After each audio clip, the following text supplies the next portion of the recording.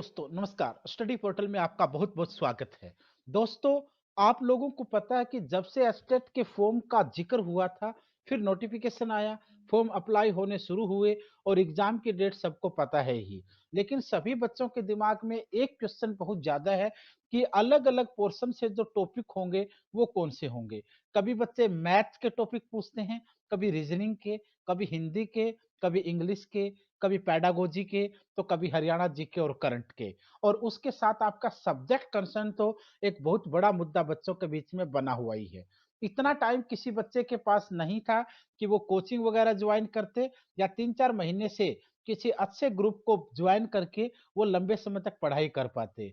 बच्चों को महीना 1.5 महीने का टाइम मिला था और उसी समय में फॉर्म का अप्लाई होना भी, सिलेबस और स्टडी मटेरियल का इकट्ठा करना भी और मेहनत करके इसको पास करना, ये कई सारी जिम्मेदारियां हर बच्चे के ऊपर थी।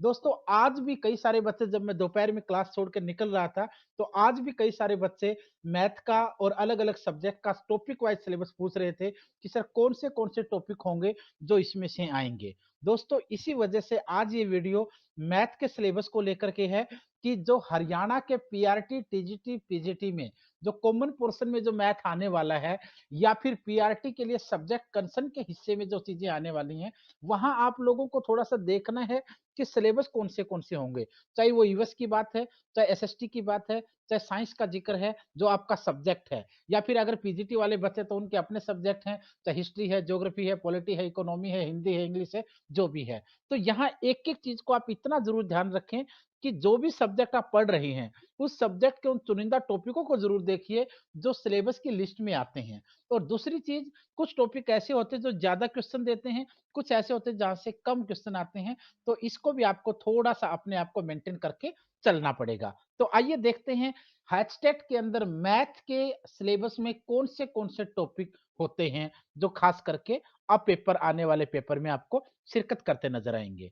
सबसे पहले दोस्तों एक चीज बता देना चाहता हूं इससे पहले कि एक तो आपको ये देख लेना है कि जो मैथ के साथ साथ सिलेबस तो रहेगा ही रहेगा, उसके साथ एक पेडागोजी का पोर्शन और होता है। और ये जो पेडागोजी सब्जेक्ट की पेडागोजी होती है, चाहे ईवीएस की पेडागोजी है, मैथ की पेडागोजी है, चाहे एसएसटी की पेडागोजी है, चाहे हिंदी की पेडागोजी है, चाहे इंग्लिश की पेडागोजी है, ये सब्जेक्टों की जो पेडागोजी होती है ना, इनसे क्वेश्चन भी आते हैं। तो इसलिए पहले तो ये कहना चाहूंगा कि मैथ का सिलेबस तो बता रहा हूं, उसी के साथ साथ मैथ की पेडागोजी के ऊपर भी फोकस रखें। 8 से 9 टॉपिक मैथ की पेडागोजी में होते हैं और वो टॉपिक आपको आने ज़रूरी हैं, अदरवाइज़ वहाँ से भी क्वेश्चन बनते हैं। ऐसा ना हो कि हम रट्टाफिकेशन पूरी कर लें, लेकिन हमें एग्ज़ैक्ट सिलेबस के अभाव में हमें वहाँ पे नुकसान हो जाए। तो एक तो मैथ की पेडागोजी को आप ज़रूर देख लीजिए। जिन साथियों के पास अलग-अलग किताबों में है, बड़ी अच्छी बात है, उसको तैयार करें, और जिनको नहीं मिल रही है, वो इस वीडियो के डिस्क्रिप्शन में लिंक पे जाकर के वहाँ से डाउनलोड कर सकते हैं। और वहाँ भी नहीं मिलती है, तो फिर यहाँ इस नंबर पे व्हाट्सएप करके यहाँ से उसका लिंक मांग सकते हैं, उसको भी आप वहां से डाउनलोड कर सकते हैं। अब आते हैं एक एक टॉपिक के ऊपर। सबसे पहला टॉपिक है दोस्तों मैथ का नंबर सिस्टम। एसएससी से लेकर के और आपके एचटेट है, सीटेट है, केवीएस है, डीएसएसबी है, एनवीएस है या फिर आर्मी स्कूल है, हर जगह यहाँ से इस टॉपिक की शिरकत होती है। नंबर सिस्टम, जिसे हिंदी वाले बच्चे संख्या पद्धति कहते हैं, एक तो ये टॉपिक आपके सिलेबस में काफी महत्वपूर्ण माना जाता है। दूसरा है आपका एलसीएम एंड एचसीएम, यानी लघुत्तम समापवर्तक और महत्व समापवर्तक, जिसको आप बचपन से पढ़ते जा रहे हैं। दूसरा टॉपिक आपका ये रहेगा जो सिलेबस में काउंट किया गया है। तीसरा है दोस्तों परसेंटेज, जिसे हिंदी वाले बच्चे प्रतिशत कहते हैं। ये मैंने सिलसिलेवार इनको टॉपिकों को लगाया है ताकि आप आने वाले टॉपिकों के प्रति अपनी सीरियसनेस दिखा सके। दोस्तों, पहला नंबर सिस्टम, दूसरा एलसीएम एचसीएम, तीसरा है आपका परसेंटेज।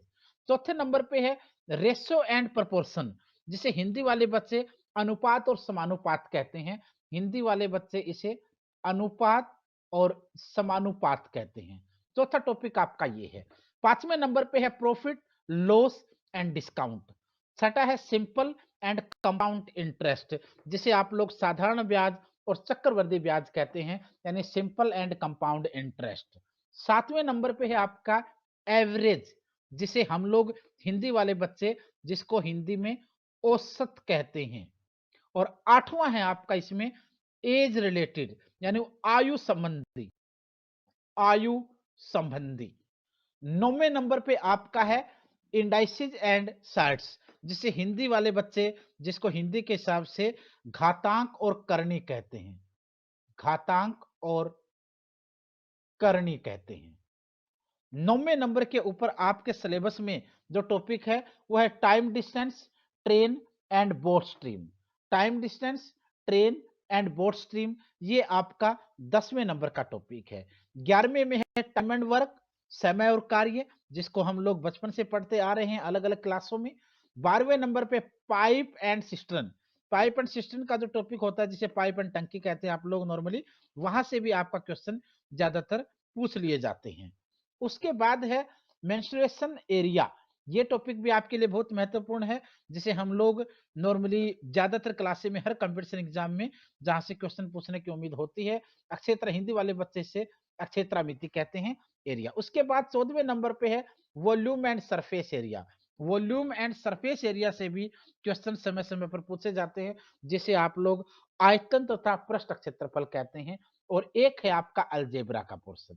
ये वो 15 टॉपिक हैं जो आपके लिए एस्टेट के अंदर मैथ में महत्वपूर्ण होंगे।